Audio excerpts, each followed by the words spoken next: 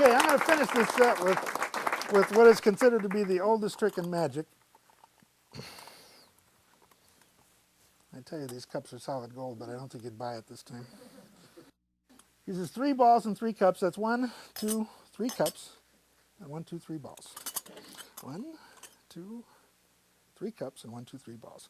Do everything fair. I'm going to put 1 into there like that, no cheating. 1 into there like that, and 1 into there like that, no cheating. I'm going to show you some very simple magician's moves. I'm going to start by making this ball leave and join this one over here. Watch it, just like that. Takes a little touch, just like that, to put 2 over there, and then over there, just like that. Now, if I wanted the ball to go over here, what I have to do is reach through here and take it, drop it back in that cup. That leaves just 1 there. Take it out of this cup, drop it in there. That leaves 2 there, and of course, 1 there. I'm going to do it again, and this time I'm going to do a very unusual move. This is called the double touch. I put 1 into there like that, 1 into there like that, and 1 into there like that. Touch, touch, touch. That leaves none there, and all 3 right in the middle, just like that. Now, you know, I've studied this trick, and it's kind of confusing because there's so many objects. There's like 3 balls and 3 cups. That's 6 objects. And so I thought that's too confusing. That's too hard for people to follow. So I'm going to do it with just 2 cups and 2 balls and 1 hand.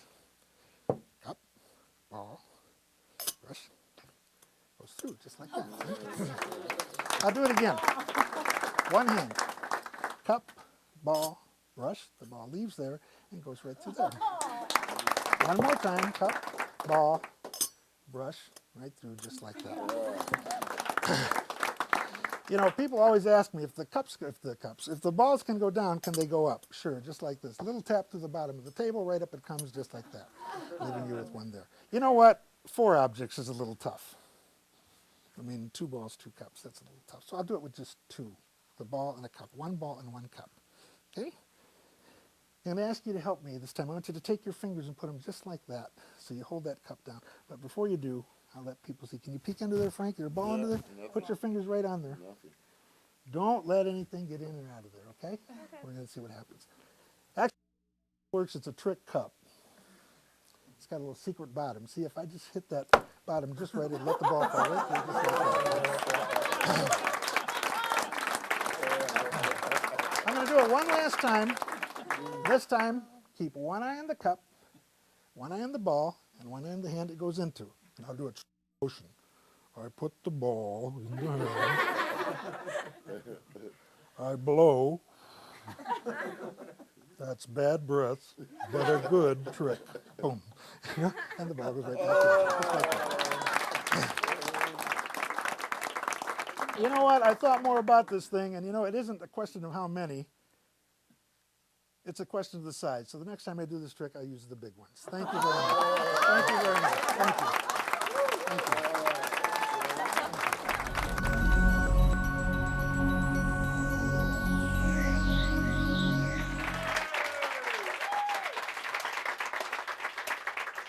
You've heard the expression, it's the oldest trick in the book.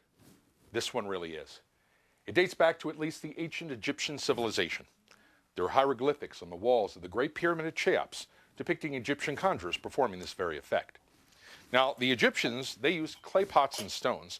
This afternoon, I'll be using these 3 engraved silver goblets and a small red ball. Now, the illusion is that of solid passing through solid in a simulacrum of real magic. Now, from the Egyptians, we move on to the Greeks and the Romans. Now, in the Roman civilization, it wasn't done as entertainment.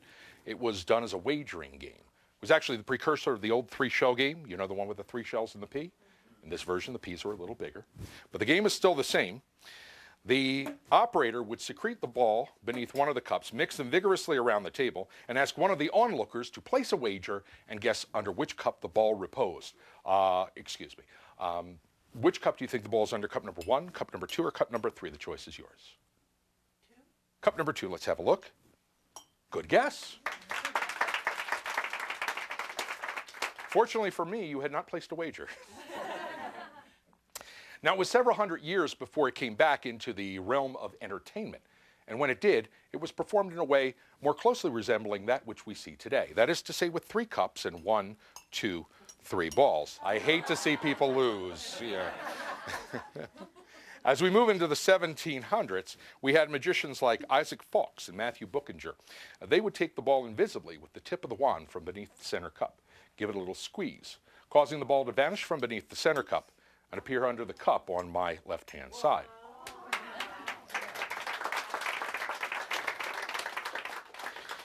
In the early 1800s, magicians like Bosker, Dobler, and Hofzinser, they would do in a similar fashion. That is to say, they'd remove it from the center cup, give it a squeeze, cause the ball to vanish from the center cup and appear here under the cup on my right. A small but important difference. Now, as we move into the later 1800s, we have magicians like Bertram, Chapender, and Mellini. They took a page from the Egyptians. That is to say, they would stroke the cup with a wand, causing the ball to penetrate through the cup and join the other 2 beneath.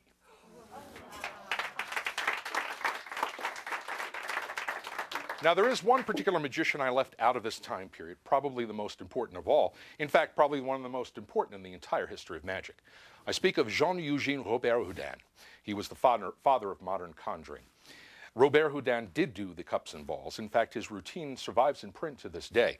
With your kind indulgence, I'd like to perform some passages of his cups and balls routine. It has been asserted by many, not the least of which the celebrated Erasmus of Rotterdam, that any material object can only appear in one place at any given moment. I maintain, on the contrary, that any material object can be in several places simultaneously and may in fact be nowhere at all. I shall make use of the certain pieces of apparatus called cups or goblets for this important correction of the human intellect. These objects, like all with which the universe has furnished, have names. The first is Branca Ferra, the iron fist. The second, or to quote the eloquent Cicero, the one in the middle, that is passapartuto, passes through all obstacles. The third or last, or for your better comprehension, the first from this end, that is più presto che il vento, swifter than the wind. Ladies and gentlemen, the cups and balls of Robert Houdin.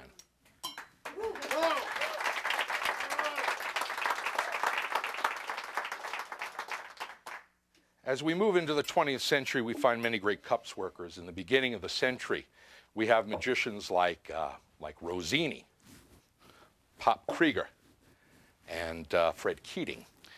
In the latter part of the century, we have magicians like Luxor Galli, the incredible Fred Capps, and Michael Amar. But the greatest of them all was the Professor, Dave Vernon. Now, when I was a young man, in 1968, I went to my first magic convention, and the featured performer and lecturer was Dave Vernon. A 14-year-old boy can scarcely appreciate the genius that Vernon was, but I had the good fortune to see him perform and lecture many times over the ensuing years, and I got to spend time with him personally, talking with him, learning from him. This routine, in essence, is Vernon's routine for the cups and balls. And the professor always believed that every good cups and balls routine should have a big finish. And so, this one does. Thank you.